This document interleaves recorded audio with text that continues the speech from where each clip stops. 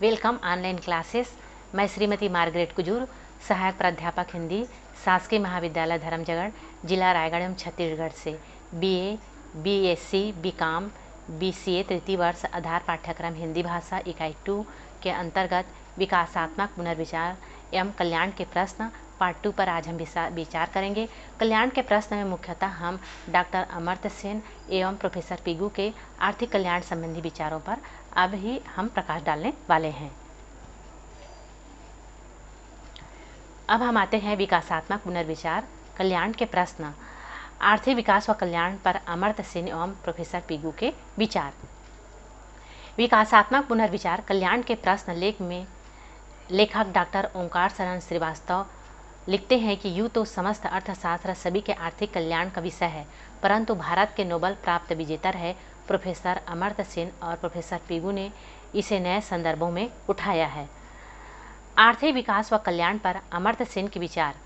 Professor Amartya Sen ने आर्थिक विकास विषय पर लगभग 20 पुस्तकें लिखी है, जिसमें collective choice and social welfare 1970 तथा पॉवर्टी एंड फेमाइन 1981 सर्वाधिक चर्चित पुस्तक रही है। उनका योगदान कल्याणकारी अर्थशास्त्र के लिए प्रमुखता से रही है।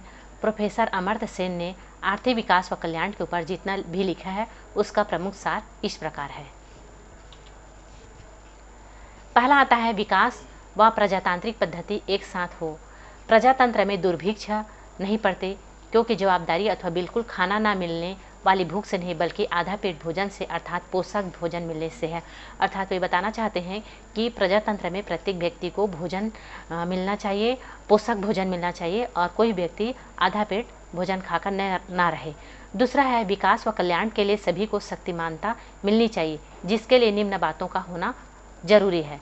क में वे बताते हैं सभी साक्षर हो, उनमें विपणन योग्य योग्यताएं व क्षमता होनी चाहिए। ख में बताते हैं देश में संपत्ति विहीन परिवार न हो, अर्थात सभी व्यक्ति संपत्ति युक्त हो।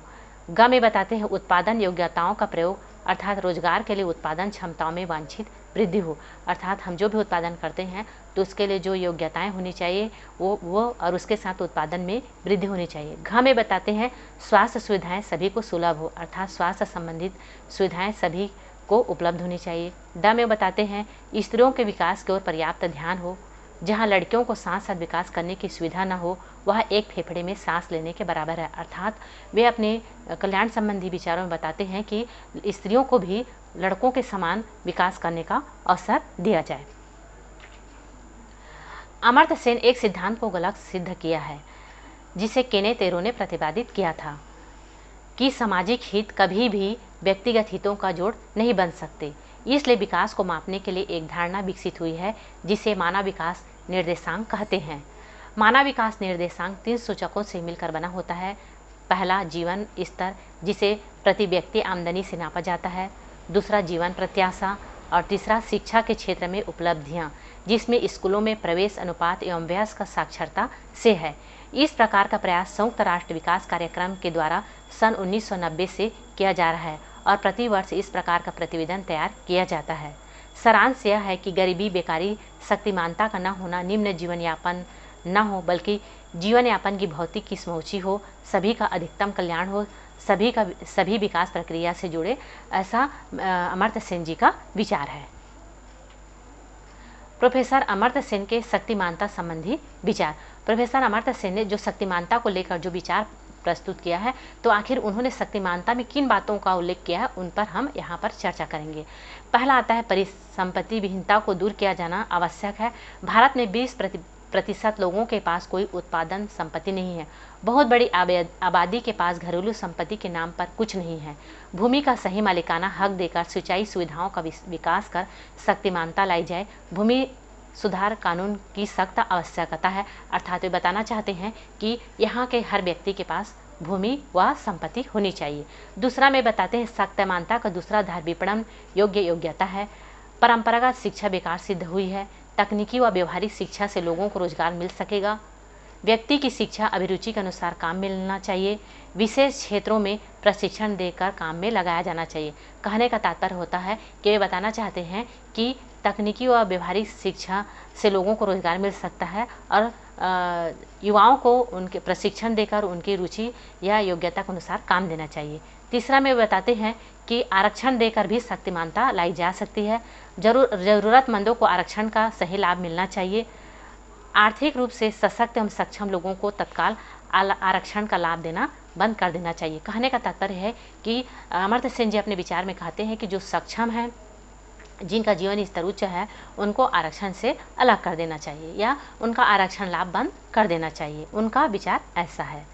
अगला, प्रोफेसर अमर्त्य सेन के कल्याण वृद्धि संबंधी विचार जिसमें उन्होंने 3 सच्चाई का जिक्र किया है, और वे 3 सच्चाई कौन से है उन पर भी हम यहाँ पर बिंदुवार चर्चा करेंगे।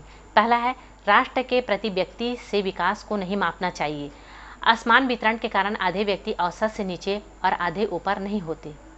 कहीं कहीं तो ऊपर के 10% लोग 90% भाग के मालिक होते हैं। अतएव गरीबों का औसत आय अलग से निकालना चाहिए। कहने का मतलब है कि जो धनी है वे बहुत धनी है और जो गरीब है वे बहुत गरीब है। इसलिए जो भी औसत आय निकाला जाता है तो गरीबों की गरीबी को लेकर निकाला जाना चाहिए। दूसरा बोलते हैं कि बढ़ती हुई राष्ट्रीय आय या व्यय का उतना ही भाग जो प्रत्यक्ष रूप से गरीबों को लाभान्वित करता है उसे ही प्रति व्यक्ति आय में जोड़ना चाहिए। हमें विकास के लिए नीचे अर्थात गरीब व्यक्ति से चलना चाहिए। तो यहाँ पर कहने का तात्पर्य, जब हम राष्ट्रीय आय का जो आकलन करते हैं तो वे कहते हैं कि इसमें हम जो गरीब व्यक्ति के लिए जो व्यय किया गया है या गरीब व्यक्ति के लिए जो आय प्राप्त हुई है उन आंकड़ों को लेकर हमको राष्ट्रीय आय का माप करना चाहिए। तीसरा वे बताते हैं, राष्ट्रीय आय के पुनर्वितरण की दिशा में कार्य किया जाना चाहिए। अमीरों की अमीरी कुछ कम करके गरीबों की गरीबी मिटाना होगा। वे बताना चाहते हैं कि जो लोग बहुत गरीब हैं, अमीर हैं, तो उनकी अमीरी का कुछ हिस्सा लेकर हम गरीबों में बांट कर उनकी हम गरीबी को मिटा सकते हैं। ऐसा अमर्त्य सेन जी का विचार है। अब हम अगला में आते हैं, आर्थिक कल्याण संबंधी प्रोफेसर S.C. पिगू के विचार। प्रोफेसर पिगू ने विकास प्रक्रिया में व्यक्ति द्वारा अनुभव की गई सभी संतुष्टियों के कुल जोड़ को कल्याण की संज्ञा दी गई है। प्रोफेसर पिगू ने कल्याण को 2 भागों में बांटा है। पहला, आर्थिक कल्याण। आर्थिक कल्याण कुल कल्याण या सामाजिक कल्याण का वह भाग है जिसे प्रत्यक्ष या अप्रत्यक्ष रूप से मुद्रा के मापदंड द्वारा मापा जाता है। इसमें कुल कल्याण या सामाजिक कल्याण का वह भाग आता है जिसे मुद्रा के मापदंड द्वारा किसी प्रकार से मापा नहीं जाता, जिसको गैर आर्थिक कल्याण कहते हैं। अब इसके अंतर्गत पहला आता है, राष्ट्रीय आय जब बढ़ाई जाए तो सामाजिक रूप से अधिकाधिक व्यक्तियों द्वारा चाही गई मूलभूत वस्तुएं को बढ़ाया जाए।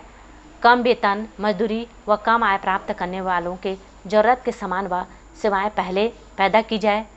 राष्ट्रीय आय बढ़ाना हो तो युद्ध सामग्री के अधिक उत्पादन से भी होता है, परंतु उससे कल्याण नहीं होता। कहने का मतलब होता है कि युद्ध सामग्री अगर हम बढ़ाते हैं तो उससे किसी का भी कोई कल्याण नहीं होता। ऐसे पिगू जी का विचार है। दूसरा है, श्रम कार्य में लगे हुए लोगों एवं श्रम कार्यकर्ताओं से जोर जबरदस्ती से काम न लगाया जाए, क्योंकि वे उत्पादन वृद्धि के सहकार हैं। कहने का मतलब होता है कि श्रमिकों को उनकी इच्छा के विरुद्ध हम काम पे नहीं लगा सकते। तीसरा आता है, राष्ट्रीय आय का न्यायोचित वितरण हो। समान वितरण तो संभव नहीं, परंतु समान लोगों में असमान वितरण न हो और न असमान लोगों में समानता लाई जाए, अर्थात कार्य व दक्षता के आधार पर समानता हो। इस प्रकार हम कह सकते हैं कि उन्होंने जो कल्याण संबंधी या विचार जो व्यक्त किए हैं डॉक्टर अमर्त्य सेन एवं प्रोफेसर पिगू ने, उनके इन मापदंडों को यदि हम विकासशील देशों में यदि हम लागू करते हैं तो निश्चय ही हमारा भारत देश एक विकसित राष्ट्र की ओर अग्रसर हो जाएगा और सभी लोगों में अधिकतम कल्याण होगा। सभी लोग कल्याण से जुड़ेंगे और सभी लोगों का अधिक से अधिक हित होगा। धन्यवाद।